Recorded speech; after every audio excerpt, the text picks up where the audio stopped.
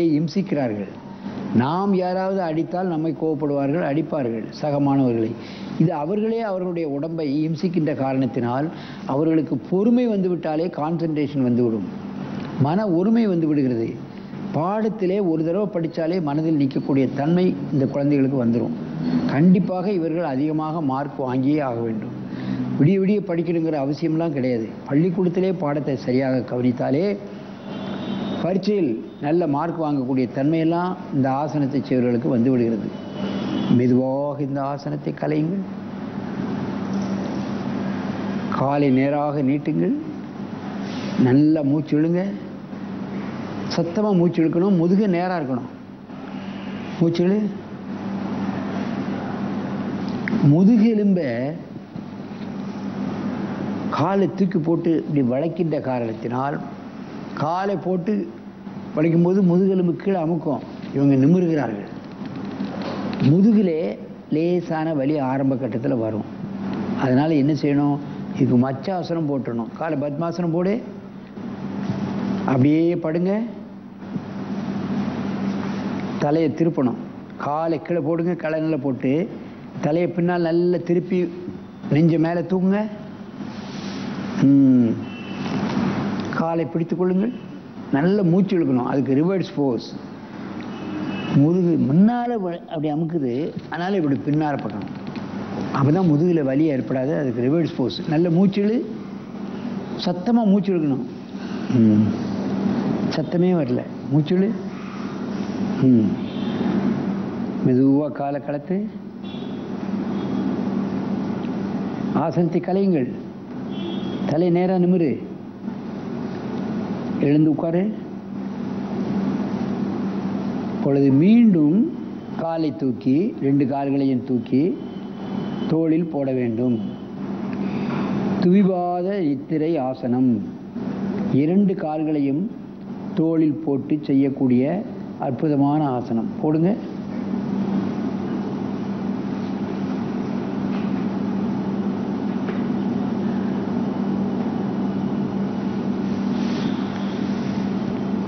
கடுமையான பயிற்சிகள் செய்த காரணத்தினால்தான் இது வரும். மாவட்ட அளவில், மாநில அளவில், அகில இந்திய அளவில் உள்ள யோகாசன போட்டிகளிலெல்லாம் இந்த குழந்தைகள் கலந்து கொண்டு பல்வேறு வெற்றிகளை குவித்திருக்கின்றது.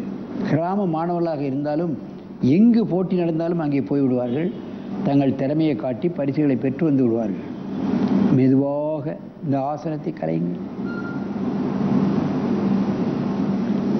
நன்றாக மூச்சை இழுத்துக் கொள்ளுங்கள். பத்மாசனம் போடுங்கள். அப்படியே படுத்து அதுக்கு ரிவர்ஸ் ஃபோர்ஸ் மச்சாசனத்தை செய்யுங்கள்.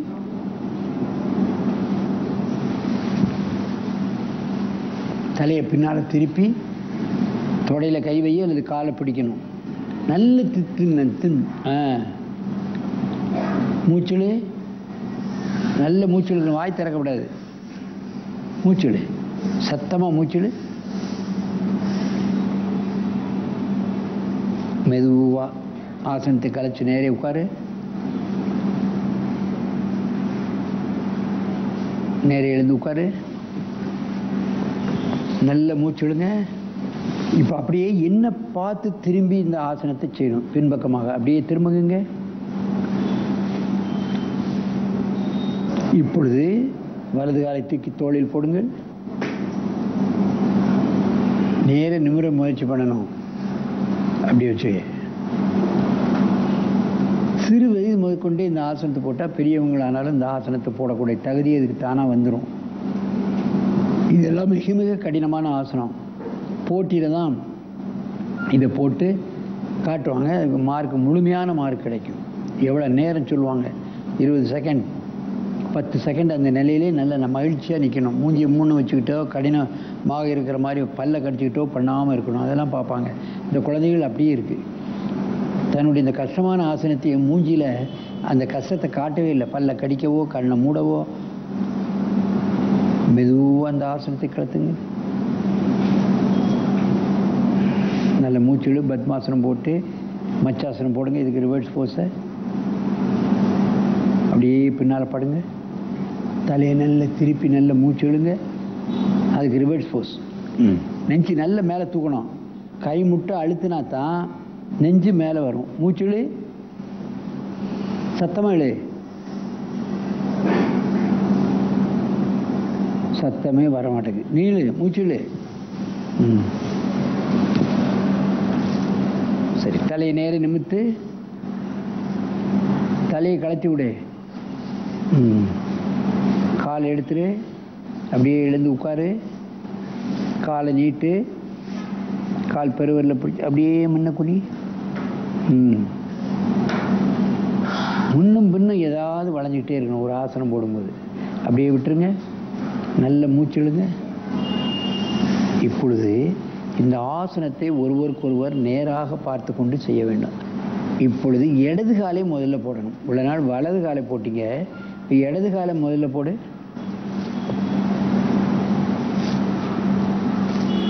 அப்புறம் வலது காலத்துக்கு போடு.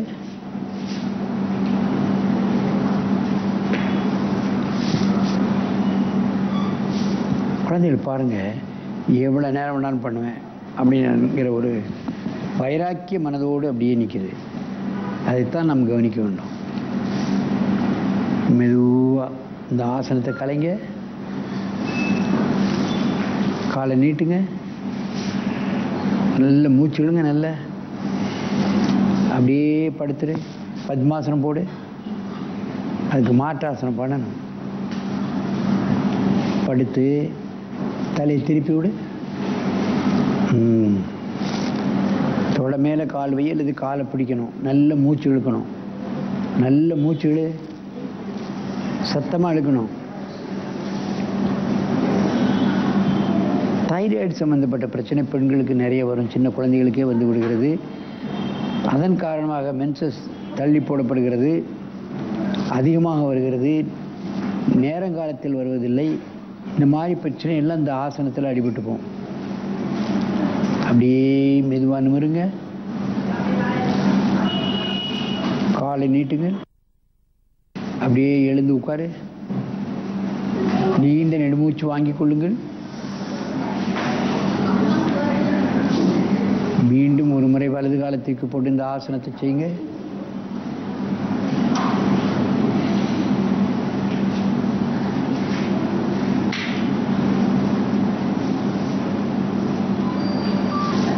மெதுவாக இந்த ஆசனத்தை கலையுங்கள்.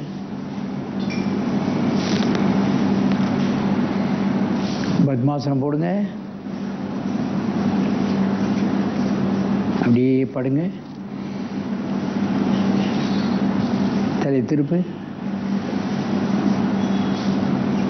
நல்ல மூச்சு இழுக்கணும். மெதுவாக இந்த ஆசனத்தை கலையுங்கள். நேராக எழுந்து உட்காருங்க. இப்பொழுது அங்கே போய் முன்னால் இந்த மாதிரி வரிசையாக அங்கே பார்க்க பத்மாசனத்தில் அமருங்க. என் அருமை பெரியோர்களே, நேயர்களே, இதை பார்த்து கொண்டிருக்கின்ற மாணவர்களே, இந்த காலை தூக்கி தோளில் போடுறங்கிறது அவ்வளோ இலகுவான காரியம் அல்ல. ஒவ்வொரு கோலாக தூக்கி போட்டு பழகி வலது கால் இடது கால் போட்டு அப்புறம் கொஞ்சம் நாள் கழித்து தான் 2 கால் தூக்கி போடணும். இதெல்லாம் சிறுவர்கள் செய்யக்கூடிய ஆசனங்கள். பெரியவர்கள் இந்த ஆசனங்கள் செய்வது கடினம்.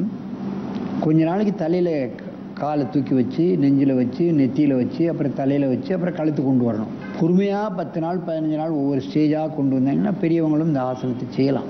அதனுடைய பலன்களை நாம் நிச்சயமாக எந்த வயதிலும் பெற முடியும். ஆகவே இது சிறுவர்கள் தான் செய்ய வேண்டும் என்பதல்ல, பெரியவர்களும் செய்யலாம். முனிவர்கள், யோகிகள்லாம் இதே ஆசனத்தில் மணிக்கணக்காக, நாள் கணக்காக, வருடக்கணக்காக இருந்து விடுவார்கள். யோக நித்திரை என்று அப்படியே படுத்து இந்த ஆசனத்திலே இருந்து தூங்குவார்கள். யோக நித்திரை என்று பெயர். படுத்து விட்டா 2 காலையும் தோளை போக்கி படுத்துருவாங்க. வருஷக்கணக்கில் அப்படியே நித்திரையில் இருந்துருவாங்க. அதை யோக நித்திரை என்று வைத்திருக்கிறார்கள். ஆகவே இது போன்ற ஆசனங்களை காலையிலும் மாலையிலும் 2 வேளையும் அதற்கு பழகி, அதுக்கு மாற்றாசனமான மச்சாசனத்தை பழகினால் முழுமையான பலன்களை பெற்று நீங்கள் என்றும் ஆரோக்கியமாக நோய் நொடியின்றி வாழ வேண்டும் என்று கேட்டு உங்களிடமிருந்து விடைபெறுவது ஆசனம் ஆண்டியப்பன்.